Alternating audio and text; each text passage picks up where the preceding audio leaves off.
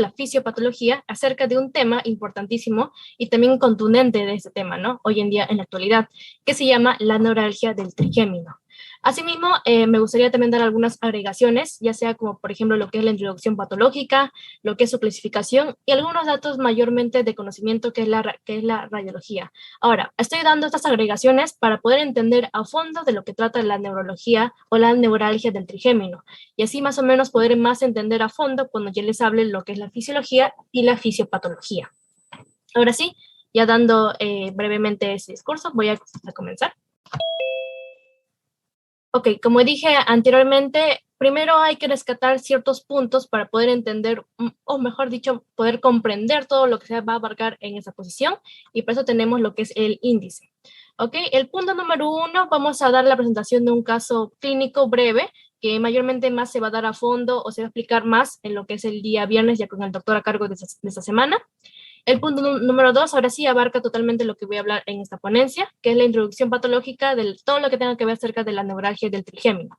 El punto número 3, como lo dije, la clasificación de la neuralgia del trigémino. El punto número 4, ya sabiendo muy bien el punto número 2 y el punto número 3, todo lo que tenga que ver con la fisiología y la fisiopatología de la neuralgia del trigémino.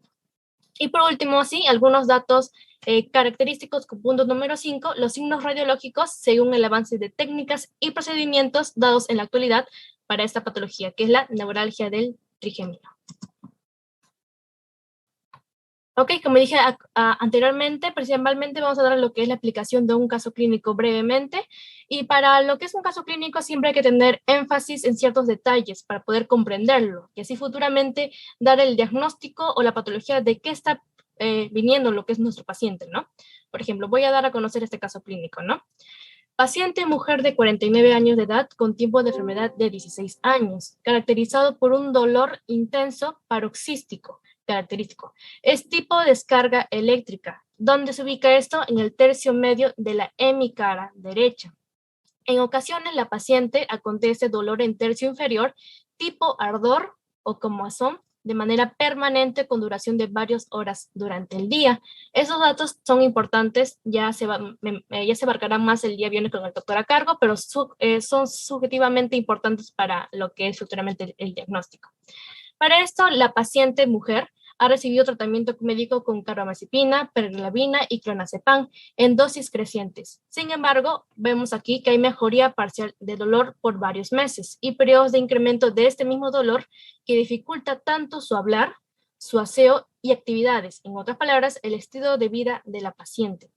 Para ello también se le realizó una resonancia magnética del encéfalo que mostró sospecha de un conflicto llamado, que es el conflicto neurovascular, y justamente tiene que ver con nuestro tema del día de hoy, que es acerca del nervio trigémino, siendo sometida asimismo a cirugía. ¿Para qué? Para una descomprensión microvascular del mismo nervio trigémino derecho. Como bien nosotros sabemos, existen dos nervios trigéminos, tanto del lado derecho como del lado izquierdo. Para esto, su evolución postoperatoria fue totalmente favorable, con solución del dolor inmediato que predecía justamente esta paciente. Nosotros habíamos dicho que este dolor era tipo intenso, paroxístico y tipo descarga eléctrica. Sin embargo, vamos a ver algo importante. Luego de 2 años, presenta a la paciente nuevamente dolor tipo descarga eléctrica, por lo que nuevamente se reinicia su tratamiento médico, con mejoría por lo menos de 6 meses. Luego de los cuales hay un incremento del dolor sin respuesta ya adecuada a los tratamientos. Es decir, en un comienzo sí le funcionó este tratamiento, lo que es básicamente con 3 fármacos, como vemos aquí, ¿no? Exactamente. Sin embargo, luego de los 2 años, ya este tratamiento fue totalmente inadecuado. Para ello, fue sometida a una nueva cirugía, realizándose lo que se llama hoy en día, o actualizado, la risotomía percutánea, exactamente desde el ganglio de Gasser, eso es algo importante, y la raíz trigeminal con balón, que ya también lo voy a explicar un poquito al final de todo como mayor conocimiento, de la cual su evolución postoperatoria fue totalmente favorable. Al momento, es decir, en la actualidad, el paciente está libre totalmente de dolor y sin el tratamiento médico. ¿Por qué? Porque se realizó esta risotomía percutánea en el ganglio de Gasser y la raíz trigeminal. Como dije, esto más o menos es para dar a conocer lo que es el caso clínico que se está dando esta semana, que se va a dar mucho más énfasis con el doctor a cargo y al día viernes.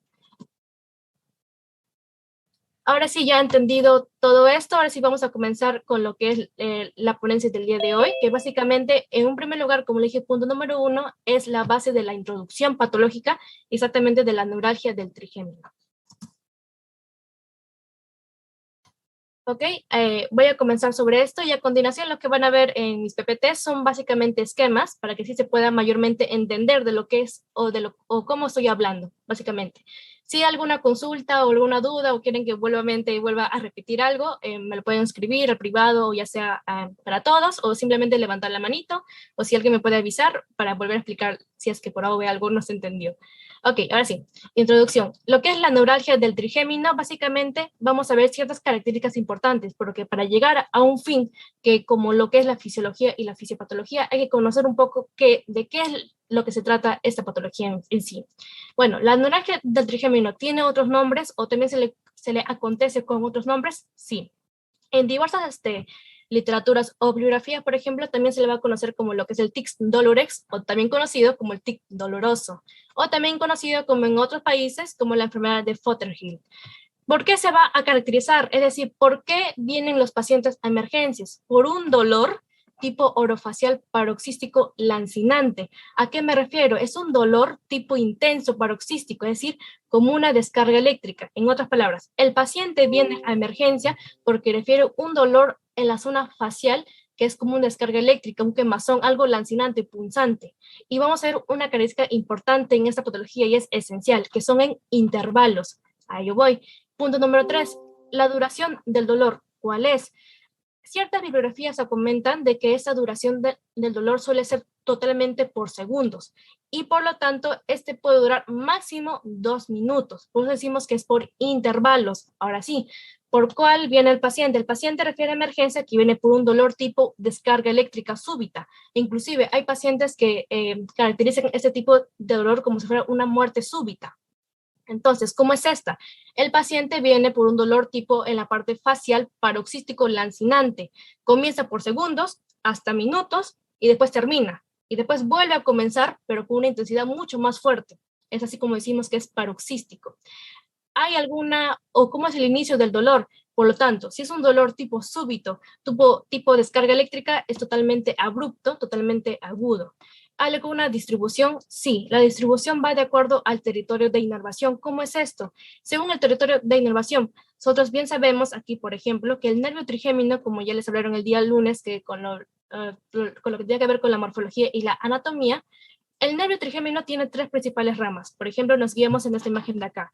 El quinto 1, o también llamado rama oftálmica, el quinto 2, la rama maxilar, o el quinto 3, que es la rama mandibular.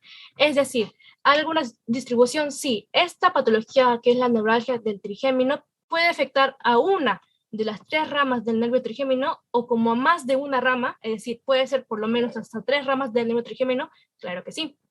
Es por ello decimos que según su territorio de inervación. Para ello, la afectación más frecuente, ¿cuál es? Según bibliografías y datos de algunos pacientes, mayormente en los casos, por lo menos en un 90%, suele ser a un solo lado de la cara. Y justamente nuestro paciente en el caso clínico también acontece ello. Ahora, sabemos muy bien, cuando se llama a un solo lado de la cara, se llama así hemicara. Entonces, en la hemicara derecha, es decir, a un solo lado de la cara derecha, suele ser un 60%. En la hemicara izquierda, es decir, para el lado izquierdo es un 39%. ¿Hay algunos desencadenantes del dolor? Por supuesto que sí. Por ejemplo, estos pacientes acontece que el dolor se origina cuando ellos comen alimentos. El simple hecho de triturar alimentos o comer alimentos ya acontece lo que es un dolor tipo descarga eléctrica, punzante, lancinante, como un tipo quemazón, para que me pueda explicar. Ahora, ¿por qué sucede esto? Nosotros bien sabemos, también, por ejemplo, de lo que se habló también el día lunes, que el nervio trigémino tiene principalmente 2 tipos de inervaciones, una sensitiva y una motora. Lo que pasa aquí, que la neuralgia del trigémino, también como hablaré posteriormente, la alteración aquí es principalmente sensitiva, es decir, ¿y qué pasa con la motora? La motora no se afecta totalmente, pero sí la sensitiva. Es decir, el paciente puede comer totalmente. ¿Y por qué digo puede comer? Como ustedes bien saben, existe un núcleo motor, que justamente es el quinto 3. La rama mandibular tiene tanto una doble inervación, tanto sensitiva como lo que es motora. ¿Por qué? Justamente en esta ramita de acá existe lo que es la inervación de ciertos músculos, lo que son los músculos de la masticación. Es por ello que el paciente no tiene la afectación motora, es decir, el paciente totalmente puede comer. Sin embargo, al hacerlo, le duele o se origina un dolor de tipo descarga eléctrica. Es por ello que decimos que esta patología es netamente una alteración sensitiva. Igualmente, cuando el paciente se lava los dientes, puede hacerlo, pero tiene la sensación de un dolor tipo descarga eléctrica y esto es intervalos. Hay que recordar esto. Por ejemplo, también se acontece o una característica importante que simplemente el tocamiento ligero o el roce ligero del tacto en la cara ya acontece totalmente el dolor, para que vean la intensidad de ese dolor que es tan súbita que acontece a estos pacientes. O por ejemplo, hay pacientes que cuando viven en provincias o se van a provincias, por ejemplo, de viaje, el simple hecho del aire frío o el roce de la brisa de un aire frío en la cara ya acontece, origina este dolor tipo paroxístico. Ahora, si hablamos de lo que es la edad, este sí suele afectar principalmente por lo menos de 50 a 65 años como máximo. Eso es principalmente en la gran mayoría de casos. Sin embargo, hay excepciones. Por ejemplo, cuando suele afectar a los dos lados de la cara, o por ejemplo, cuando hablaremos también de los tipos, puede afectar principalmente a jóvenes, por ejemplo, en edades de 20 años a más, pero en la gran mayoría de ellos son personas totalmente mayores. Ahora, ¿existen otras excepciones también? Sí. Por ejemplo, esta descarga dolorosa, en otras palabras, este dolor de tipo descarga dolorosa no suele ser nocturna. Porque el paciente, como vemos aquí, por ejemplo, la imagen de acá, cuando está dormido o está en la fase de sueño, normalmente no se estimula la zona central o de gatillo. ¿A qué me refiero a esto? La zona central o de gatillo es el ganglio de Gasser. Si miramos esta imagen de acá, el ganglio de Gasser es la vía común de las tres ramificaciones del nervio trigémino. Por ello, esta zona no suele normalmente estimularse durante el sueño del paciente, por lo tanto no hay dolor durante la noche. Sin embargo, hay otras literaturas cuando se habla que los pacientes no se han tratado bien o no tienen un buen medicamento o no han tomado sus medicamentos en la hora adecuada, suele ser mayormente infrecuente, pero también puede suceder que da algunas descargas eléctricas infrecuentes durante las noches, pero mayormente son pacientes totalmente ya mayores o de mayor edad. Ok, hasta aquí hay alguna pregunta o alguna duda para que pueda seguir con la ponencia. No sé si me quieran hacer alguna duda o pregunta o que vuelva a repetir algo que no se pudo entender. Creo que no. Ya, ok. Entonces, siguiendo con la ponencia, ahora sí ya hablamos todo lo que es la base de la introducción patológica. Ahora hablaremos exactamente de lo que es la clasificación y de la misma patología, de la neuralgia del trigémino. ¿Ok? Ya. La neuralgia del trigémino, asimismo, lo que es su clasificación netamente ha sido una controversia hasta el día de hoy, según varias literaturas o varias bibliografías. Para ello, la más actualizada es la que estoy trayendo el día de hoy. La neuralgia del trigémino, principalmente esta se divide en dos categorías, llamadas así, la neuralgia del trigémino de un conflicto primario y la neuralgia del trigémino de un conflicto secundario. Ok, de las cuales voy a hablar cada una de ellas para poder entender un poco mejor y así mismo cuando hablemos de la fisiología y la fisiopatología, esto se puede entender de una manera adecuada. Ok, primero, ¿de qué se diferencia un conflicto primario de un conflicto secundario? Principalmente vamos a hablar sobre ello. Primero, un conflicto primario es el más frecuente, es decir, un paciente llega a emergencia principalmente, mayormente en un 70% de los casos, con una neuralgia del trigémino de tipo primario, que es secundario. Pues un secundario suele ser menos frecuente, por lo menos de un 100%, un 30%. En el primario, dice, no se explica una causa que explique lo que es el cuadro, el cuadro del dolor. En otras palabras, el paciente viene a emergencia y no sabe cuál es la causa que sucedió lo que es el dolor. No sabe. En cambio, para que me puedan entender, un conflicto secundario, el paciente ya vino con el dolor, pero ya vino porque tenía una patología preexistente. Por ejemplo, un caso. Puede ser, por ejemplo, que un paciente venga con diabetes, un paciente venga con un tumor cerebral y justamente ese tumor o por ejemplo, o esta enfermedad que lo que es el diabetes está originando el dolor. Por eso nosotros decimos que un conflicto secundario aquí el dolor es secundario o es sintomático, es secundario porque ya existió una patología preexistente, no como el primario, que la persona vino a emergencia y no sabe por qué sucedió el dolor. Es decir, no hay una patología, una enfermedad clave para prediagnosticar lo que es el dolor. Ahora, ya sabiendo lo que es un poquito de las diferencias de un primario de un secundario, hablaremos de lo que es el conflicto neurovascular, y esto es clave para esta patología, así que presten un poquito más de atención para aquí. Es un conflicto neurovascular, ¿qué significa? Conflicto neurovascular, nervio, vascular, vasos sanguíneos. Lo que pasa aquí, y los voy diciendo ya desde ya, vascular, lo que pasa aquí, o como yo lo llamo, un conflicto de comprensión neurovascular. Vascular, lo que pasa aquí es que hay una arteria, principalmente es una arteria, que se ha agrandado de volumen, y al agrandarse de volumen, por lo tanto, aumenta su presión, y al aumentar su presión, hace que comprima el nervio trigémino, es como que lo abrazara, abraza el nervio trigémino, y por lo tanto, ¿qué hace el nervio? Hace o sea, haya cambios morfológicos. ¿Por qué el nervio cambia totalmente su morfología? Porque hay una comprensión vascular ¿de qué? De una arteria. Esta es la principal causa para toda la patología de la neuralgia del trigémino. Y es por ello que sucede el dolor, y eso ya es fisiopatológicamente hablando. Ahora, cuando el paciente o se encuentra lo que es el conflicto neurovascular, nosotros decimos que es conflicto primario clásico.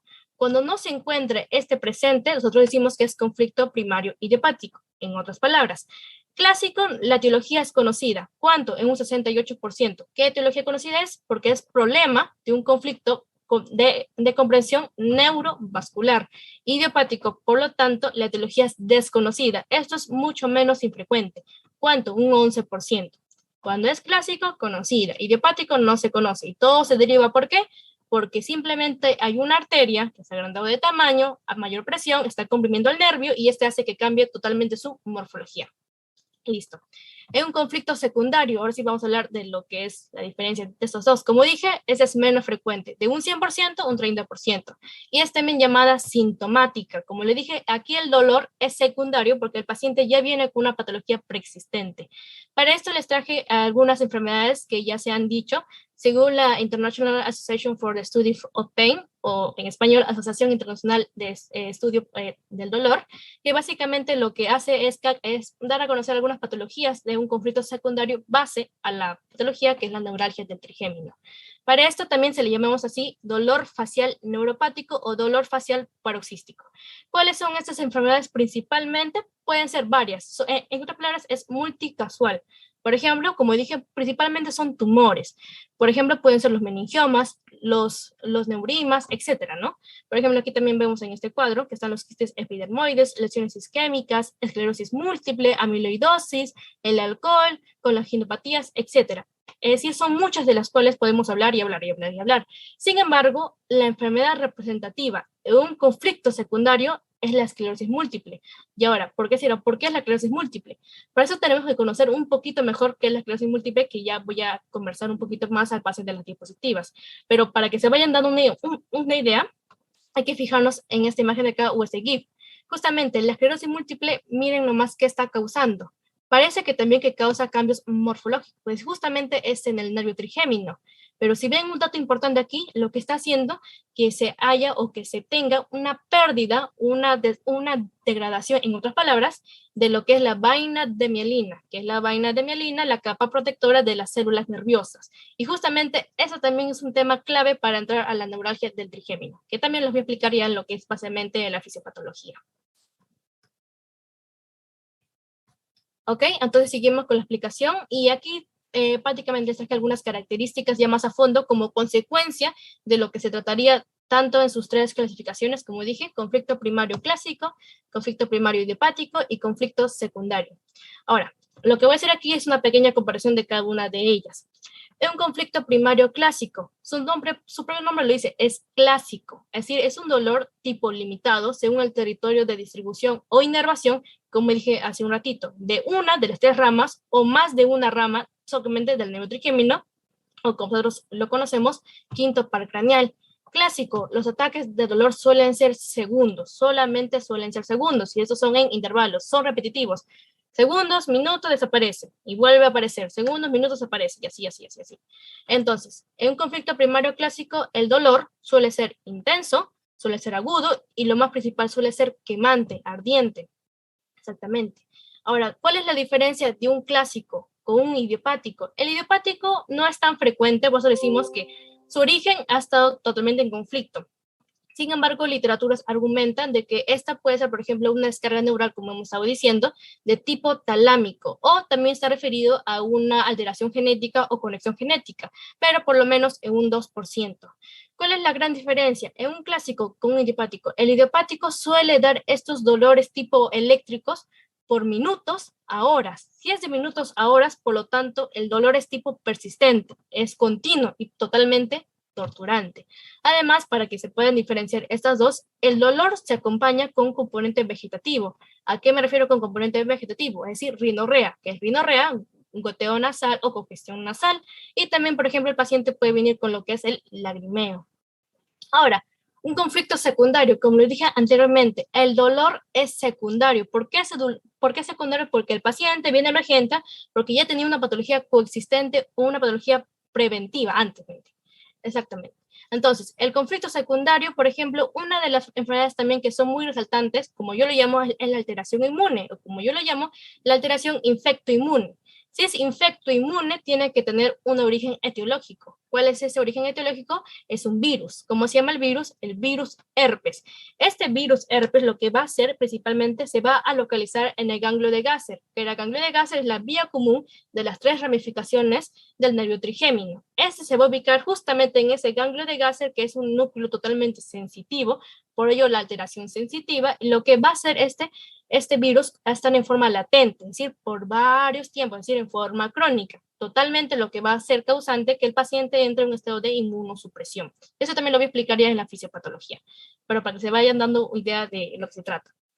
Y cuando hablamos de un conflicto secundario, esto se puede acompañar, por ejemplo, con lo que es la disminución del reflejo corneal, y justamente hay déficit, una alteración tanto a nivel sensitivo como a nivel motor o motriz.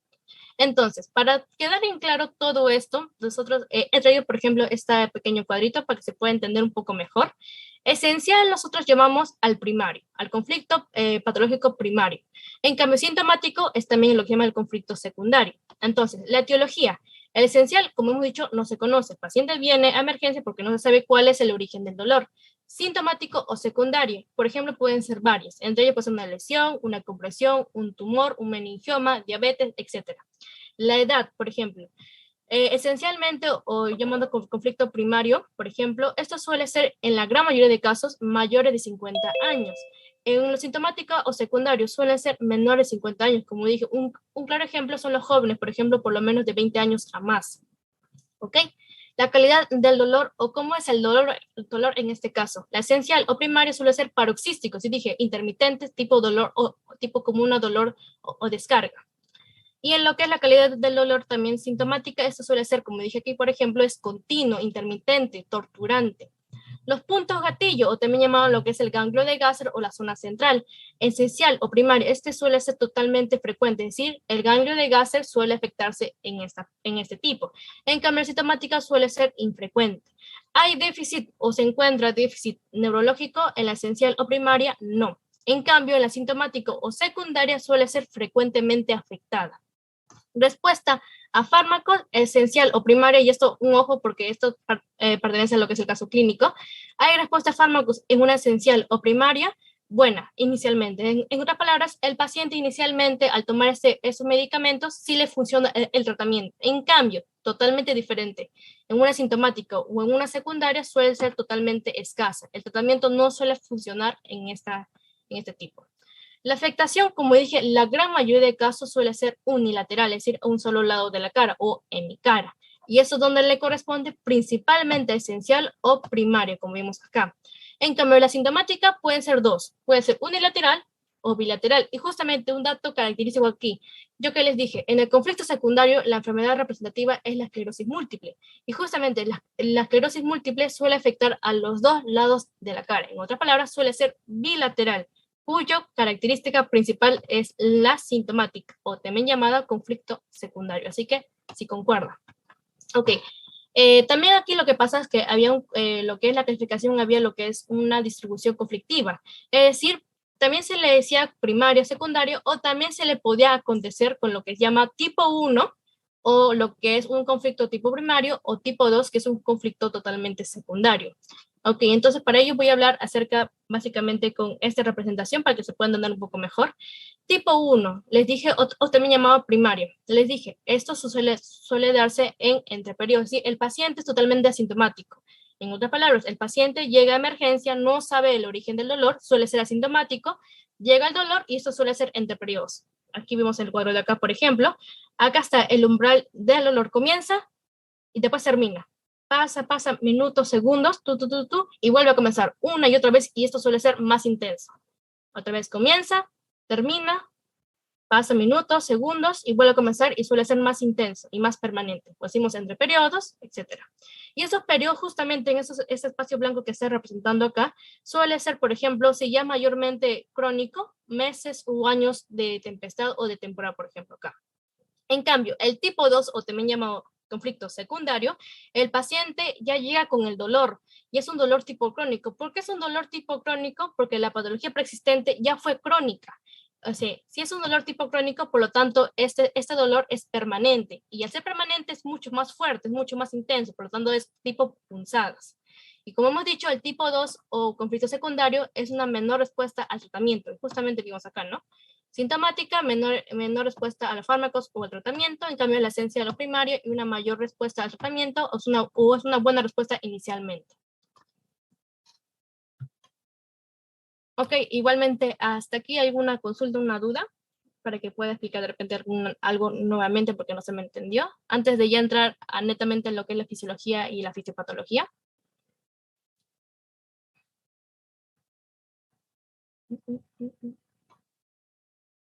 Ok, creo que no.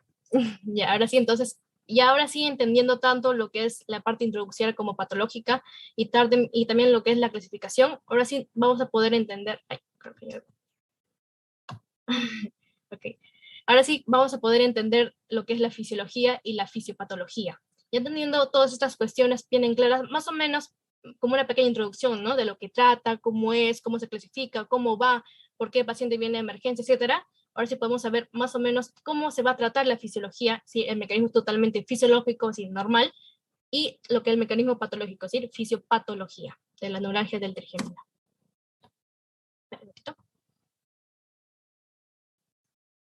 Ya está cargando. Ahora que, listo. Ok, en primer lugar, para saber cuál es el mecanismo patológico, hay que saber el mecanismo fisiológico, por eso se llama fisiología. Para eso vamos a hablar. Para entender la fisiología, se tuvo que entender antes un poco de lo que era anatomía. Por ello les voy a explicar algunos pequeños detalles nomás para poder entender lo que es la fisiología.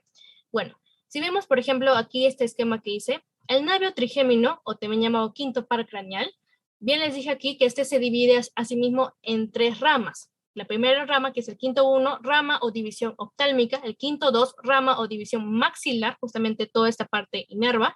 O quinto 3, o también llama división o rama mandibular. Nosotros a su vez hemos dicho que este nervio trigémino tiene dos núcleos o tiene dos tipos de inervación. Una inervación sensitiva, como vemos acá, y una inervación motora. Lo que pasa aquí, por ejemplo, entonces, por lo tanto, tiene dos núcleos, núcleo sensitivo y un núcleo motor, por ejemplo, como vemos en esta imagen de acá, ¿no? Ahora, como le dije, estas tres ramas del nervio trigémino finalmente van a dar una vía común. Esta vía común se llama ganglio trigeminal o ganglio de Gasser o ganglio central o ganglio terminal. Así también se le acontece con esos nombres. Este ganglio de Gasser asimismo tiene tres núcleos, llamados así núcleo mesencefálico, un núcleo sensitivo principal y un núcleo espinal. Esos tres núcleos, junto con el ganglio de Gasser, es un núcleo totalmente sensitivo, o sea, su función es totalmente sensitiva. En cambio, justamente va a tener un núcleo motor, y yo le dije hace un comienzo, cuando estamos explicando el comienzo de la exposición, que hay un núcleo motor, y ese núcleo motor, ¿por qué justamente se divide en dónde? En el quinto 3, en la rama o la división mandibular, porque aquí inerva ciertos músculos de la masticación. Ahora sí, ya entendiendo estos pequeños datos, puedo comenzar hablando recién de la fisiología. Entonces, este nervio trigémino a su misma vez tiene dos ramas, una rama eferente y una rama, por lo tanto, aferente, de las cuales aquí nos interesa más la rama aferente. Sin embargo, hay que conocer también lo que es la rama eferente. La rama eferente, su principal origen es el núcleo motor, es decir, justamente a esta parte de aquí, la zona mandibular.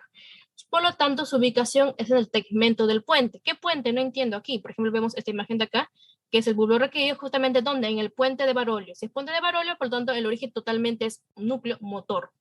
Ok, entonces, por lo tanto, la rama aferente a su misma vez tiene dos fibras importantes.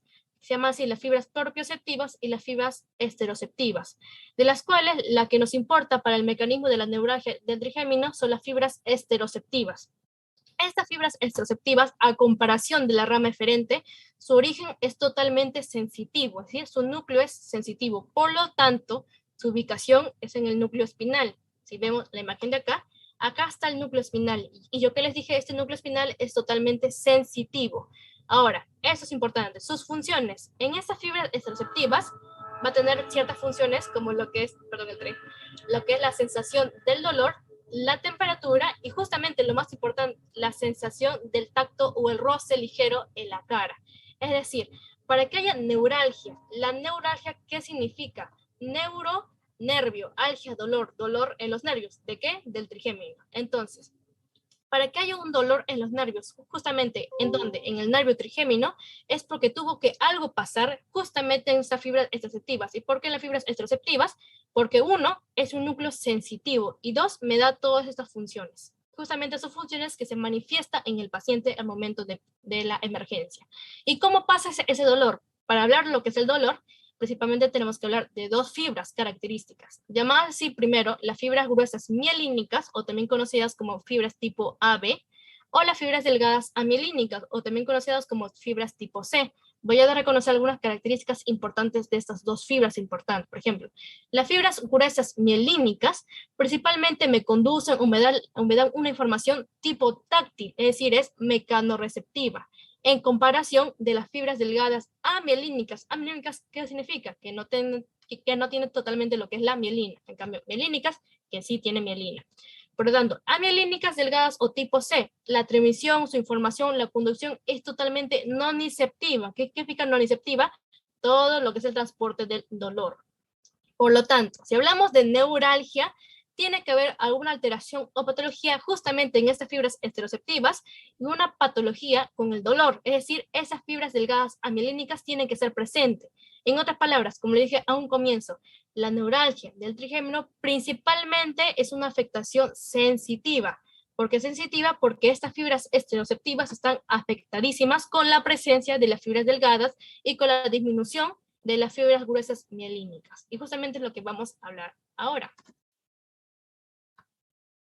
Entonces, si hablamos de lo que es la fisiología, vamos a hablar de la fisiopatología.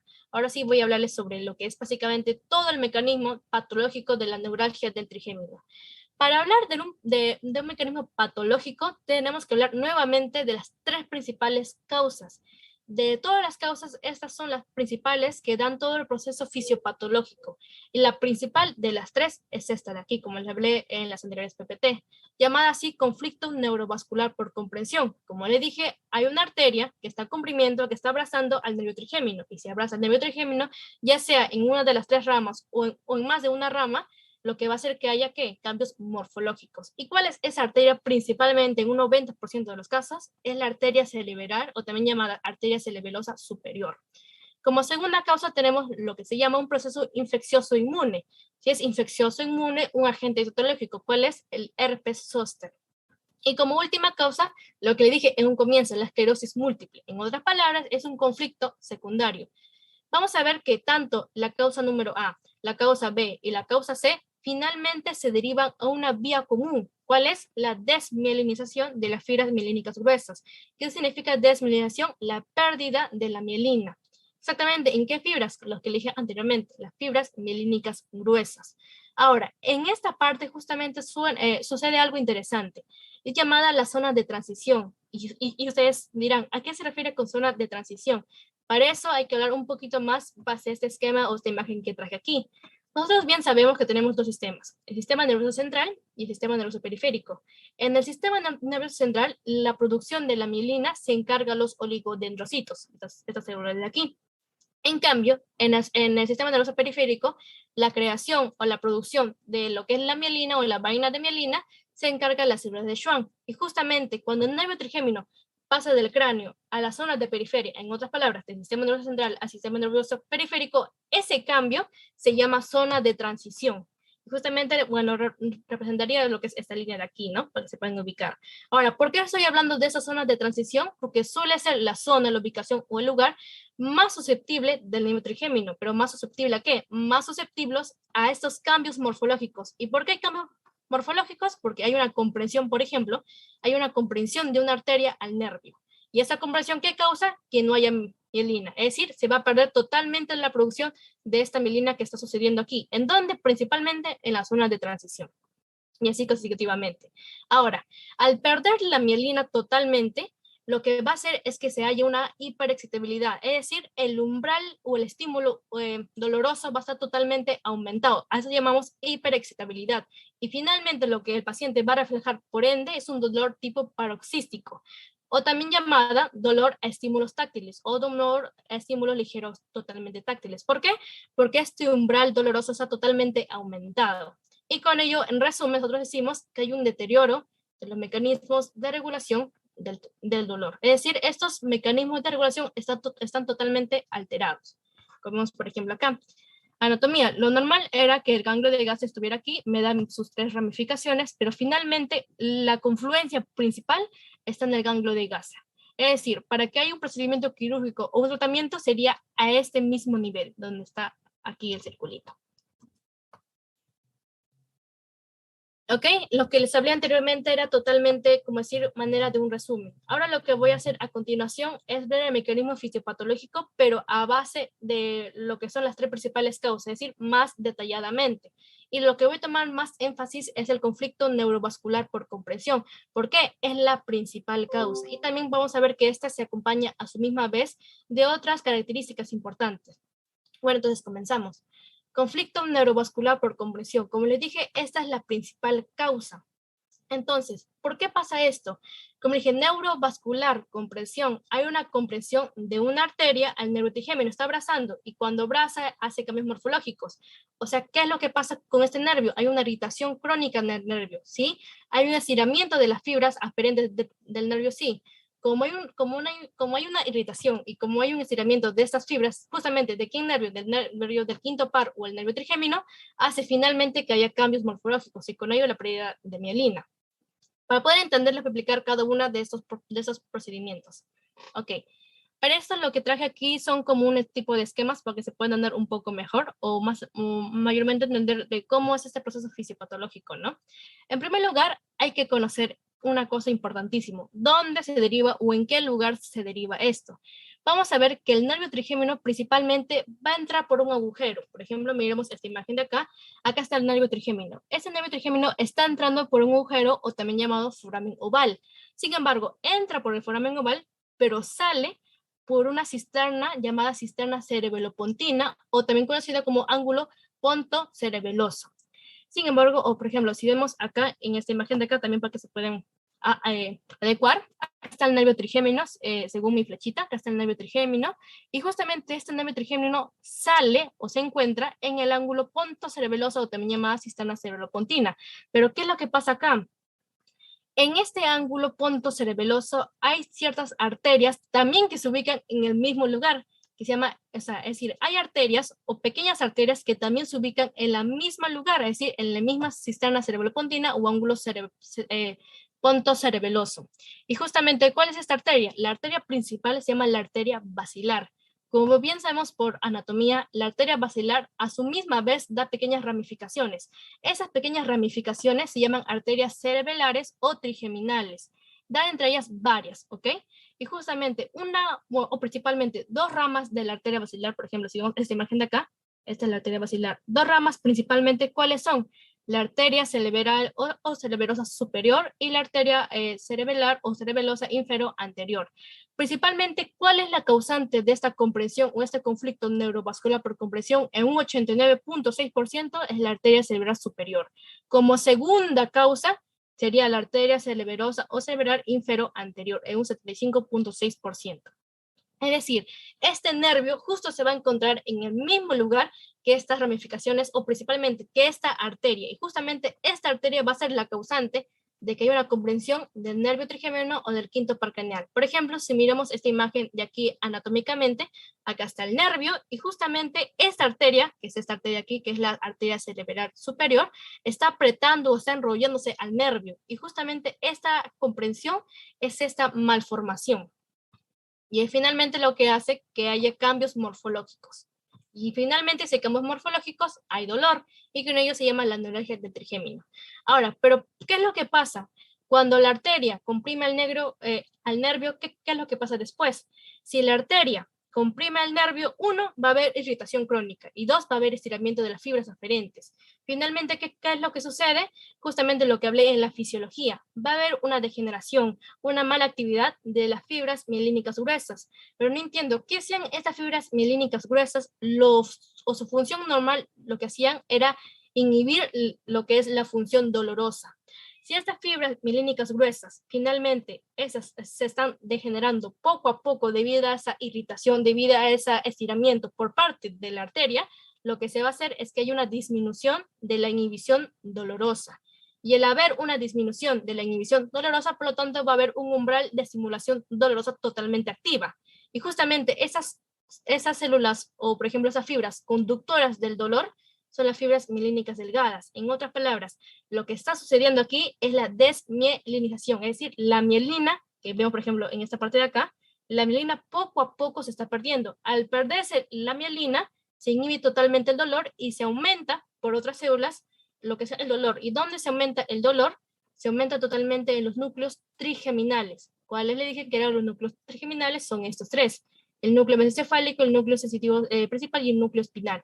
Y justamente esos núcleos trigeminales que están justamente atajadas o agarradas con lo que es el dolor son núcleos totalmente sensitivos. Lo más característico en un conflicto neurovascular justamente es esto: la degeneración selectiva de las fibras mielínicas gruesas. Y con ello toda la patología se va desencadenando. Para ello voy a seguir explicando más esto, para que se pueda entender. Entonces, voy a dar aquí también pequeños saltos para que se pueda entender un poco mejor. Entonces, sigamos. Conflicto neurovascular por comprensión. Como les dije, es la hipótesis más probable. ¿Por qué es la hipótesis más probable? Porque 1, hay irritación crónica, y 2, hay estiramiento de las fibras aferentes. ¿De quién? Del nervio trigémino o quinto par craneal. ¿Y por qué sucede todo esto? Finalmente, porque hay una compresión neurovascular. ¿Por quién? Por una arteria llamada la arteria celulosa superior, principalmente un porcentaje 89.6% o casi llegando al 90%. Por ejemplo, para que puedan entender base imágenes, traje aquí, por ejemplo, imágenes anatómicas. Justamente acá está el nervio, vemos totalmente que está en un estiramiento de sus fibras aferentes. Y justo esta arteria que está aquí está comprimiendo, está apretando, porque hay un aumento de su volumen y al haber un aumento de su volumen, por lo tanto, hay un aumento de la presión. Y con ello hace cambios morfológicos del nervio. O si lo quieren ver esquemáticamente, por ejemplo, también está aquí. Justo esta arteria principal es la arteria basilar. Y esa misma arteria basilar, ¿qué es lo que causa? Que haya ramificaciones. Y justo una de sus ramificaciones es esta, la arteria cerebrosa o cerebral superior, que está comprimiendo o está agarrándose de lo que es del nervio. Ok, entonces ya sabiendo lo que es la causa principal, igualmente nosotros decimos, hay una disminución de la inhibición a nivel de los núcleos trigeminales. En otras palabras, hay una disminución de la inhibición del dolor por parte o en los núcleos trigeminales. ¿Cuáles son los núcleos trigeminales? Núcleo mesencefálico, núcleo sensorial principal y el núcleo que está acá, el núcleo espinal. Esos tres núcleos, junto con el ganglio de Gasser, que es su vía común, son totalmente sensitivos. En otras palabras, lo que se está perdiendo aquí son las neuronas inhibitorias del dolor. Al perderse las neuronas inhibitorias del dolor, también se está perdiendo, por ende, la función de las fibras aferentes gruesas primarias, es decir, las fibras también llamadas tipo alfa beta. Estas, al perder sus funciones y al perder las neuronas inhibitorias, lo que se está sobreexcitando, por ende, son las fibras C. ¿Cuáles son las fibras C? Las fibras no nociceptivas, las fibras del dolor. En otras palabras, se está dando grandes potenciales del dolor. A todo esto llamamos desmielinización. Esos potenciales que finalmente el paciente manifiesta del dolor son potenciales de tipo ectópicos o también llamados potenciales de tipo repetitivos. ¿Qué me da esto, por ejemplo? Se llama potenciales ectópicos repetitivos tipo enfático. Finalmente, ¿qué significa enfático? Son potenciales de dolor tipo eléctrico. ¿Qué es eléctrico? Que justamente es lo que el paciente venía. Paciente viene a emergencia porque refiere un dolor tipo facial o tipo neurofacial, por ejemplo, de tipo eléctrico, como una descarga eléctrica. Y justamente sucede por todo este mecanismo aquí llevado, lo que finalmente me da, lo que se llama fisiopatológicamente, una descarga paroxística o una descarga facial a estímulos pequeños o táctiles. Como les dije, finalmente aquí lo que sucede a todo cambio de esto es que haya cambios morfológicos. ¿De quién? Del nervio trigémino. ¿Cuáles son esos principales cambios morfológicos? Son principalmente 4, ¿ok? La distorsión, la dislocación, la distensión y la indentación. Sin embargo, cuando el paciente no llega a un tratamiento crónico, no llega a un buen tratamiento, no tiene, por ejemplo, opciones B, por ejemplo, como lo que es la cirugía, y sigue avanzando esta patología que es la neuralgia del trigémino, sea la causa que sea, finalmente el nervio llega a una quinta fase que es llamada la fase de la atrofia. Y es así como sucede todo el mecanismo finalmente para llevar el dolor como objetivo o como dar origen. Ok, como les dije, voy a hablar exactamente de cada una de las causas. Entre ellas fue la primera causa o la hipótesis más conocidas. Como segunda causa, me han llamado una infección tipo inmunológico o infeccioso, o también conocida fisiopatológicamente como un mecanismo de desmielinización infeccioso. Si se han dado cuenta, todo hasta ahora lo que está llevando a una vía común es la desmielinización, por ello también el nombre, mecanismo de desmielinización de tipo infeccioso. Entonces, si es infeccioso, como les dije, tiene que haber un origen etiológico. Exactamente cuál es este, es el herpes zóster. Entonces, voy a dar explicar cómo es esto. Por ejemplo, llega una persona totalmente normal, totalmente sana, y lo que sucede en un primer comienzo, por lo tanto, si es un virus, una primera infección. El virus llega a atacar a esta persona. Entonces, el virus lo que hace principalmente llega a una zona ubicada que son las células ganglionares del trigémino. En otras palabras, llega a las células a lo que es el núcleo común, que es el ganglio de Gasser o también llamado zona de gatillo. Y justo este virus, al llegar a esta zona central, se queda en un estado de latencia. En otras palabras, se queda como un estado de dormido y así se queda por varios tiempos. En otras palabras, hay un avance crónico de esta enfermedad totalmente latente, totalmente silencioso. Hasta en algún momento el paciente llega a un estado de inmunosupresión, es decir, su sistema inmune totalmente decae. Por eso nosotros decimos es una alteración inmunoinfecciosa. Ahora, este paciente, al entrar en un estado de inmunodepresión, es decir, su sistema inmune está totalmente bajo, este virus que está en un estado de latencia totalmente se reactiva, aparece o reaparece. Este virus, al reaparecer, sucede totalmente lo mismo. Entra en un estado del paciente de hiperexcitabilidad, es decir, el umbral doloroso totalmente aumenta. ¿Y por qué aumenta? Lo mismo, porque hay una degeneración selectiva de las fibras mielínicas gruesas. Si esta degeneración, es decir, hay una desmielinización, es decir, la mielina poco a poco se está perdiendo. ¿Por parte de quién? De las fibras mielínicas gruesas. Por lo tanto, también va a haber una disminución de la inhibición dolorosa. Por lo tanto, si hay una disminución de las fibras totalmente mielínicas gruesas, va a haber lo que es un aumento totalmente de las fibras mielínicas delgadas o también llamadas tipo C. Por ello, llevado a la hiperexcitabilidad. Entonces, si surge esta hiperexcitabilidad, ¿por qué? ¿Por qué sucede esto? Porque el virus totalmente se ha reactivado. Entonces, vamos a ver que justamente aquí, este virus, al totalmente reactivarse, como le dije, se va a centrar exactamente en lo que es la cara ventral del ganglio de Gasser. Ahora, si este virus totalmente se reactiva y justo sucede en esta, por ejemplo, esta imagen de acá, en el ganglio de Gasser sucede todo lo que se llama la irritación pulsátil. Es decir, nuevamente, el nervio totalmente se irrita, el nervio totalmente se estira y justamente si ha estado tanto tiempo en un avance crónico, lo que va a suceder, ese dolor es totalmente pulsátil, totalmente eléctrico. Y asimismo, nuevamente el paciente da lo que es un dolor tipo paroxístico. Ahora, sin embargo, también hay peros, ¿no? Sin embargo, hay ciertas características que suceden en esta causa, que llegamos al número 5. Lo que pasa aquí es que en el mecanismo de desmielinación de tipo infeccioso no es exclusivamente del nervio trigémino o quinto par craneal. Es decir, si el virus o lo que es el herpes zóster llega a infectar una primera infección a un paciente totalmente sano, ¿va a tener sí o sí lo que es el problema o la patología de la neuralgia del trigémino? No.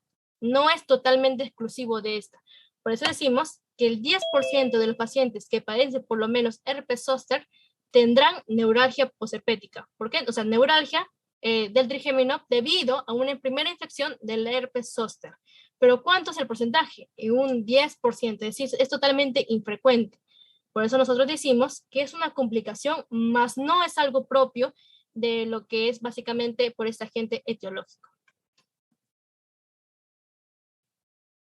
Ok, también aquí ya por último para hablar, traje aquí también lo que es como manera de un esquema para que se pueda entender cuáles son las causas y con eso relacionarse bajo diferentes tipos de imágenes, ¿no? Pues decimos, principales causas de la neuralgia del trigémino. ¿Cuál es la consecuencia finalmente que me va a dar en el paciente o que me va a manifestar en el paciente? Es este tipo de dolor. Es un dolor tipo lancinante, doloroso, quemante, como descarga eléctrica a ciertos pequeños estímulos táctiles, donde principalmente a nivel de la cara o a nivel del rostro. ¿Cuáles son las tres principales causas? Como le dije, principalmente entre las tres es el conflicto neurovascular por compresión y esta en un 90% de los casos, un 89.6% de los casos es por la arteria cerebral o también llamada arteria cerebrosa superior.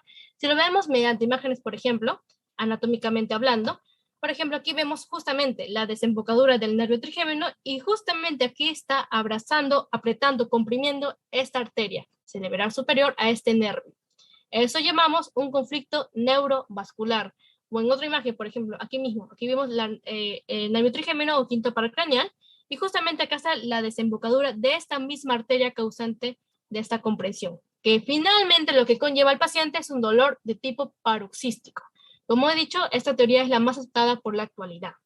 Segundo, tenemos el proceso tipo infeccioso tipo inmune, y esto es causado por un agente etiológico que acabo de explicar, que es el herpes zóster.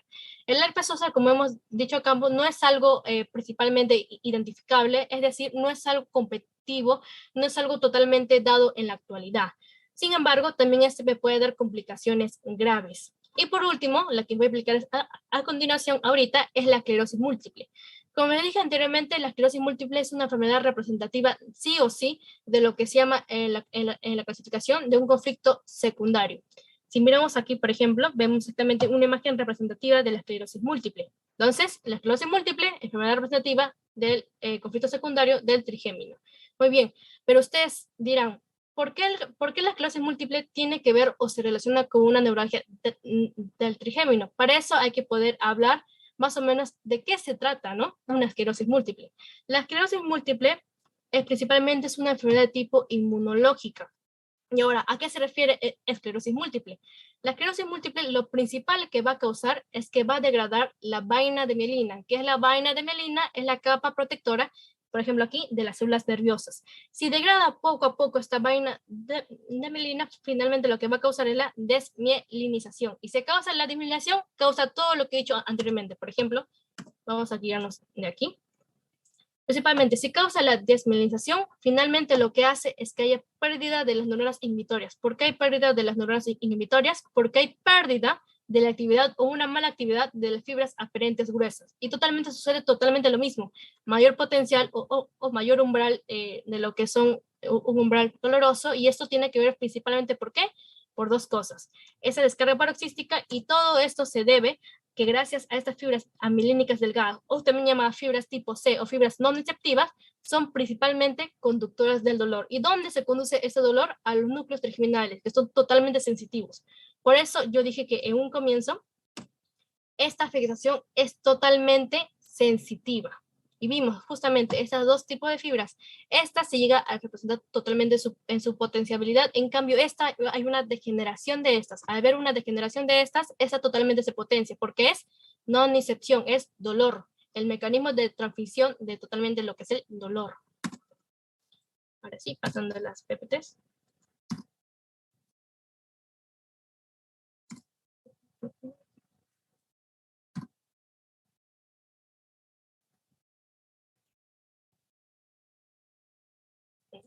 Ahora sí, ahora sí, ya acabamos de hablar todo lo que es la fisiología y la fisiopatología de exactamente lo que tenga que ver con el nervio trigémino. Ahora, ya manera de poder conocer algunos datos característicos o de mayor conocimiento, voy a hablar acerca de unos signos radiológicos y justamente de la misma patología, ¿no? Porque se puede entender un poco mejor qué es la neuralgia del nervio trigémino. Ok, aquí a continuación lo que voy a dar en primer lugar es la identificación de algunos signos, pero según la técnica dada hoy en día en la actualidad. Bien sabemos los que ya han llevado radiología o los que aún van a seguir llevando o los que van a llevar recién, En radiología existen diferentes tipos de técnicas. Para ello, principalmente cuando hablamos de una neuralgia del trigémino, son dos. Principalmente está la tomografía computada y también está por opción B, que es la angioresonancia magnética o la resonancia magnética. Sin embargo, voy a dar la diferencia entre estas dos. En la tomografía computada, principalmente, ¿qué me da en esta patología? Me diferencia de una neuralgia esencial de una neuralgia secundaria. Es decir, yo cuando uso una tomografía computada, principalmente me va a dar esta diferencia. Cuando se trata de una patología esencial, de una patología secundaria, o primaria, esencial o secundaria. Sin embargo, esta técnica tiene algunas circunstancias. La tomografía computada suele ser de menor sensibilidad que la resonancia magnética, dada que la resonancia magnética es la primera prueba de elección, ya que, por ejemplo, también ¿qué es lo principalmente que me hace o qué me manifiesta en una imagen? Principalmente esta comprueba justamente la parte o la cosa principal, las comprensiones vasculares en la zona del quinto par craneal en el tronco cerebral. Es decir, cuando yo utilizo una resonancia magnética, lo que voy a visualizar principalmente es esa comprensión de la arteria al nervio, cosa que la tomografía computada sí me lo realiza, pero con una menor sensibilidad a comparación de la resonancia magnética. Nosotros decimos que la resonancia magnética o la angio-REM es la prueba de elección en esta patología. Sin embargo, también la tomografía computada me da otras, o la identificación de otros segmentos, como lo que es el segmento cisternal o el seno cavernoso, justamente que también se encuentra el nervio trigémino. Y como hemos dicho, la angio-REM o la resonancia magnética tiene mayor sensibilidad. Entonces, ya sabiendo estas dos técnicas principales para esta patología, voy a darles a conocer algunas imágenes bajo lo que es diferentes técnicas, principalmente por resonancia magnética, para poder así conocer lo que es esta patología, pero bajo imágenes de lo que son técnicas radiológicas. Por ejemplo, esta primera imagen de acá. Esta imagen se trata de una neuralgia del trigémino del lado izquierdo. Y justamente esta imagen está dado por una reconstrucción sagital en secuencia T2. Es decir, es una imagen por resonancia magnética en una secuencia T2. ¿Y qué es lo que se ve acá? Justamente dice, es el trayecto cisternal, así esta parte de acá, del quinto par craneal, justamente, en otras palabras, del nervio trigémino, a la desembocadura. Justamente aquí vemos lo que es el ganglio de Gasser, y justamente es la vía común de esas tres primeras ramas. Quinto 1, o el nervio oftálmico, quinto 2, el nervio maxilar, o el quinto 3, lo que es el nervio mandibular. Justamente vemos estas tres bonitas terminaciones en su vía común, que es el ganglio de Gasser.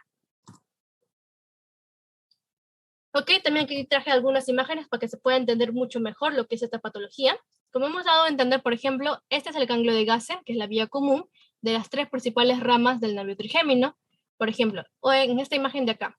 Lo que se ve aquí principalmente, ¿cuál es? Es la vista del foramen oval. Este agujerito que ustedes ven que está señalando la flecha o por mi puntero es el foramen oval. Y yo que dije, el foramen oval es el sitio principal donde entra el nervio trigémino y después se ubica en la cisterna pontocerebelosa. Y justamente aquí es el pasaje del ganglio de Gasser. Aquí entra el nervio trigémino, desemboca o hace lo que es el ganglio de Gasser y futuramente se desemboca en sus tres nervios constitutivos. Punto número C. En esta otra imagen, por ejemplo, vemos acá que está una punta de una aguja, o también llamada en lo que es radiología punta de Roma. De lo que en este caso, esta punta de aguja está entrando al foramen oval. Entre el foramen, justamente este mismo foramen oval que está aquí, exactamente está entrando esta punta de aguja. Ahora, ¿para qué se está entrando esta punta de aguja? Justamente es un procedimiento que voy a hablar a continuación, que justamente se hace para este tipo de patología. Entonces decimos que este es un procedimiento que se da con una punta de aguja llamada punta de Roma, porque existe alguna lesión, ya sea en alguna rama o en las tres ramas del quinto par craneal. Como para mayor conocimiento, esta punta de aguja o punta Roma, cuando es de 2 milímetros, principalmente se utiliza cuando solamente hay una lesión de una rama. A comparación que esta punta de aguja, cuando se utiliza cuando sea de 5 milímetros, es porque existe o se evidencia una lesión de varias ramas, ya sea una, dos o más ramas del nervio trigémino. Ok, letra número D, justamente en esta imagen de acá, que vemos, por ejemplo, igualmente es una imagen en resonancia magnética en una secuencia T2, y lo que se visualiza aquí principalmente es la hipointensidad. ¿Debido por qué? Que se encuentra aquí, si es que se ve en una imagen justamente de una resonancia magnética hipointensidad, es porque hay una lesión, ya sea en una o más ramas del nervio trigémino. Y justamente en esta imagen se puede notar. Entonces, aquí decimos que aquí hay una patología de la neuralgia del trigémino. Ok, entonces seguimos con la explicación. Aquí también traje algunas imágenes características, por ello son signos radiológicos, hay que recordar. En estas imágenes, por ejemplo, de aquí, donde se está mostrando esa flecha, esta flecha, esta flecha y esta flecha, o también esta flecha, decimos que es una neuralgia del trigémino en un conflicto secundario. ¿A qué me refiero aquí? Este conflicto secundario se deriva porque no es una patología, por ejemplo, que es conocida, pues, sino puede ser por diferentes tipos de patologías. Igualmente es una resonancia magnética en estadio T2 y lo que se ve aquí principalmente son lesiones a nivel justamente del ángulo pontocerebeloso, el ángulo donde se ubica la misma arteria del trigémino y la arteria basilar con sus terminaciones, principalmente cuál es la arteria cerebral superior. Y aquí que se está viendo, por ejemplo, que se está comprimiendo el nervio trigémino. Ahora, como es secundario, no exactamente es una arteria, sino también, por ejemplo, puede ser un tumor, puede ser un meningioma, o otras patologías persistentes como vimos en un comienzo. Ok, letra E. Letra F, por ejemplo, aquí lo que vemos es una proyección para sagital, es decir, cortado a un solo lado de la cara y principalmente lo que se ve es el trayecto de la rama principal del trigémino en un trayecto descendente. Ahora, si podemos ver esta imagen de acá detenidamente, justamente aquí vemos el ganglio de Gasser y justo aquí se ve esta ramita que está acá, es la rama maxilar. Justamente del ganglio de Gasser, su terminación en la rama maxilar. Ahora, si lo queremos ver en una imagen totalmente identificable, acá está esta imagen, ganglio de Gasser, y justamente es esta imagen o esa línea que se ve aquí, por ejemplo aquí, que es esta rama maxilar, si lo podemos diferenciar. Es la rama principal del trigémino en un trayecto descendente. Ahora, letra G. Igualmente, aquí lo que se está representando simplemente es la representación esquemática de una patología que es del trigémino, pero del lado derecho. Por ejemplo, ¿qué es lo que vemos aquí? El trayecto a nivel del encéfalo, justamente del trayecto cisternal del trigémino, la llegada del ganglio de Gasser y asimismo ves que es la vía común a la diferencia de sus tres nervios, la rama mandibular, la rama maxilar y la rama oftálmica, finalmente. Esto es una representación esquemática del trigémino del lado derecho. Si vemos aquí, el lado izquierdo estaría este lado de aquí, por donde está pasando mi puntero, sería por aquí, sería el lado izquierdo. En cambio, se está representando el lado derecho esquemáticamente o se puede visualizar totalmente bien. Ok, ya como último para terminar esta ponencia, traje también ciertas técnicas o procedimientos que se hacen también en esta patología como datos adicionales o de mayor conocimiento, ¿no? Por ejemplo, esas técnicas o mayormente procedimientos cuando principalmente se categorizan o se utilizan cuando falla el tratamiento médico. Es decir, esas técnicas que principalmente son cirugías mayores, se hace cuando falla en un comienzo el tratamiento médico. Ahora, ¿en quiénes se les puede realizar? Sí, se puede realizar en personas mayores de 65 años que no tengan ningún problema de la vascular, que puede ser que tengan problemas de la esclerosis múltiple o esté presente y que no tengan una recidiva, es decir, nuevamente de una microcirugía vascular. Ok, tipo letra A. Por ejemplo, aquí vemos una imagen y justamente es una de las técnicas primordiales en lo que es la patología de la neuralgia del trigémino, llamado así la técnica de risotomía con balón. Esta técnica, también llamada de risotomía, simplemente es una técnica de primera elección en esta patología, porque esta técnica es una técnica de tipo percutánea y justamente es la técnica que se utilizó en el caso clínico que di a conocer al comienzo. Ahora, esta técnica de risotomía por balón, ¿cuándo se realiza? Se realiza, uno, que el paciente tiene que estar netamente bajo anestesia general. Dos, es un proceso de tipo ambulatorio. Y tres, principalmente lo primero que se tiene que hacer con esta técnica es identificar el foramen oval. El foramen oval, justamente lo que vi, para que se puedan identificar. Aquí, en un comienzo, tenemos que identificar este foramen oval donde está entrando el nervio trigémino para dar origen a lo que es el ganglio de Gasser. Entonces, justamente, bajo todas estas características se realiza lo que es la primera técnica o la principal técnica, que es la técnica de risotomía. Letra número B. Aquí vemos lo que es la identificación, por ende seguimos en secuencia de lo que es el foramen oval. El foramen oval a su misma vez se puede identificar con varias técnicas, llamadas así lo que es el angiógrafo y el intensificador. El angiógrafo lo que se hace aquí es que tiene más resolución que el intensificador. Sin embargo, con un intensificador también se puede utilizar. Y aquí lo que queremos hallar, por ejemplo, como hemos dicho, es el foramen oval, porque si hallamos el foramen oval, encontramos lo que es la terminología o el comienzo de lo que es el nervio trigémino. Para para mayormente un conocimiento más sobre esto, el foramen oval, principalmente para que lo puedan identificar, por ejemplo, si vemos este circulito rojo que está aquí, se encuentra por delante de la mandíbula y por detrás del molar. Y así nosotros decimos, por ejemplo, en un intensificador que se encuentra el foramen oval y ahí está el nervio trigémino. ¿Ok? Letra número C, aquí mismo también vemos la misma imagen y para esto, lo que es la técnica de la rizotomía con balón, también a su misma vez se utiliza, como hemos dicho, en un comienzo una aguja, llamada así la aguja Roma.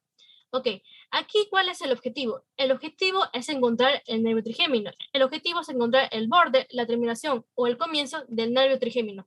Y para esto tenemos que utilizar lo que se llama, lo que en un comienzo, una aguja Roma.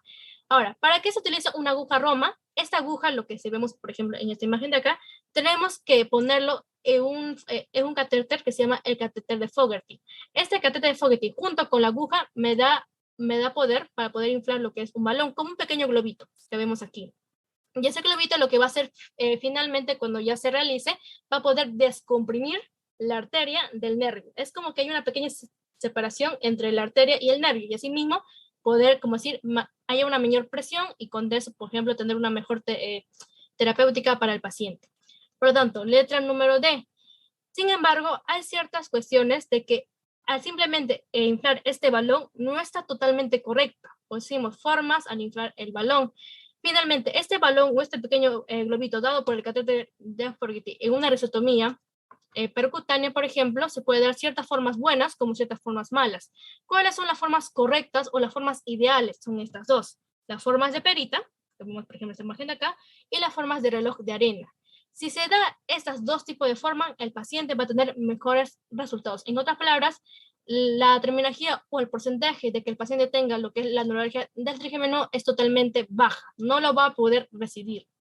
En cambio, si finalmente el paciente tiene esas dos formas de globitos o esas dos formas de balones, que principalmente son formas redondas, como vemos acá, totalmente redondas, a comparación de estas dos formas de pera y de reloj de arena, por ejemplo, podemos decir que el paciente finalmente sí puede tener recidivas, es decir, la neuralgia del trigémino puede volver a aparecer, ese dolor puede volver a aparecer, sí. Ahora, ¿a qué se debe? De que haya justamente estas dos formas redondas, como mayor conocimiento. Finalmente, puede ser de que debido a una mala práctica, de repente el médico o el instructor tuvo una mala práctica con este catéter de Fogarty, o simplemente hizo una mala comprensión o fue demasiada presión que metió al momento la aguja a lo que es el foramen oval y finalmente hizo esta forma redonda y el paciente no logró totalmente su terapéutica objetiva. Ok, ya para terminar esa ponencia, traje aquí también algunas conclusiones para que se pueda entender un poco mejor de todo lo que expliqué. Para ello voy a poder darles a conocer o voy a poder leerlas. Número 1, las fibras esteroceptivas de la rama aferente del nervio trigémino otorgan la manifestación tanto, como dije, lo que es tanto esta ubicación de estas fibras esteroceptivas, tanto la sensación de dolor, temperatura, como también la sensación del tacto en la cara, que es la parte más objetiva o más identificable en estos pacientes con esta patología. 2. La esclerosis múltiple suele ser la enfermedad principal o la representativa del conflicto secundario o también llamado tipo 2 debido a la patología del quinto par craneal o nervio trigémino. 3. El dolor a estímulos táctiles o dolor también llamado tipo paroxísticos es proveniente de una hiperexcitabilidad. ¿Y por qué se debe esto? Debido a la falta de mielina producida o desmielinización. Tipo 4. Los potenciales tipo hepático eléctricos provenientes de la degeneración selectiva de las fibras mielínicas gruesas es mielínicas gruesas o tipas también llamadas tipos AB son la principal manifestación en esta patología de estos pacientes. 5. El 70% de los casos provenientes es debido principalmente a la arteria cerebelosa o también cerebrosa superior. Y esta que es rama de la arteria basilar. Y donde esto se encuentra en el conflicto neurovascular por compresión primaria. Y por último, número 6, la técnica de rizotomía de balón suele ser el principal procedimiento de cirugía mayor, ojo, para la neuralgia del trigémino, así mismo como lo que es la resonancia magnética como técnica principal para la identificador justamente de quién, de esta compresión neurovascular por la arteria cerebrosa superior. Estas son las referencias que utilicé para esta exposición. Entonces, referencias para que mayormente tengan una vista más amplia de lo que utilicé y cómo lo encontré también. Y listo. Eso sería todo por la parte mía en esta oportunidad. Muchas gracias. Bien, si tendrían alguna consulta o una inquietud, de repente no se me entendió algo, quisieran que vuelva a repetir o alguna pregunta, me la pueden hacer ahorita para poder explicarlas.